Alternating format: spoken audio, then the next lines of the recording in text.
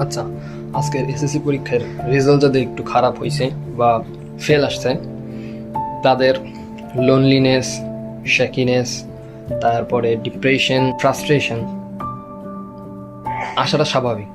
যারা এর মধ্যে পড়ছে তাদের আসাটা স্বাভাবিক, কিন্তু এই ফ্রাস্ট্রেশনটা এমন একটা লেভেলে না নিয়ে যাওয়া বেটার যে যেটা তারপরে নিজের ক্ষতি হয়। আর এই জিনিসটা যদি করতে হয় তাহলে মেটাকগনিশন জিনিসটা বুঝতে হবে। সো মেটাকগনিশন জিনিসটা এরকম যে, মনে করেন আমি আফনান, আমি পরীক্ষার মধ্যে ক্লাস পাওয়ার কথা ছিল কিন্তু সামহাও পাই নাই। মানুষ প্রত্যেকটা সময় তার সেলফের সাথে কথা বলে, আর আমি যখন আমার সাথে সেলফের সাথে কথা বলতেছি তখন আমার ব্রেনের মধ্যে এই জিনিসটা কাজ করতেছে যে কি করলাম, একটু ভালো রেজাল্ট, একটু পড়লে আমি ভালো রেজাল্ট করতে পারতাম, আমার বন্ধুরা কত ভালো রেজাল্ট করছে, অ্যান্ড সো হোয়াট, আর অনেক কিছু। যখন আপনি এই জিনিসটা ভাববেন তখন আপনার মাথার মধ্যে এই থটগুলো র্যান্ডমলি আস্তে আস্তে এই জিনিসটা লিঙ্ক আপ করা থাকে হচ্ছে ডিপ্রেশন আর সুইসাইডের দিকে।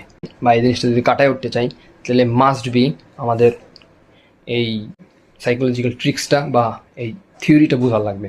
মেটাকগনিশন জিনিসটা এরকম যে, মনে করেন আমার এই সেলফ, এখন আমি আমার এই সেলফ থেকে কথা না বলে একজন পিছনে, মনে করেন পিছনে একজন দাঁড়ায় আছে, সেই পার্সন হিসাবে আমার নিজেকে কী করতেছি যে এই রেজাল্টটা খারাপ করছে, এর পিছনে কী কারণ হতে পারে। পিছন থেকে যখন আমি আমার ওভারভিউ নিজের দিকে তাকাবো তখন আমি যেই ধরনের থটগুলো কল্পনা করব সেগুলো আমার লজিক্যাল ব্রেন থেকে আসবে। আর যখন আমি আমার নিজের সেলফ থেকে ভাবনা শুরু করব, এই জিনিসটা আসবে আমার পুরো ইমোশনাল থট থেকে, এবং এই জিনিসটা বেশিরভাগ ক্ষেত্রেই আমাদের খারাপের দিকে নিয়ে যায়। আর এর মূল কারণ হচ্ছে আমাদের ব্রেন, যখন আমরা সেলফ স্টিমের মধ্যে থাকি তখন আমাদের প্রিফ্রন্টাল কর্টেক্সটা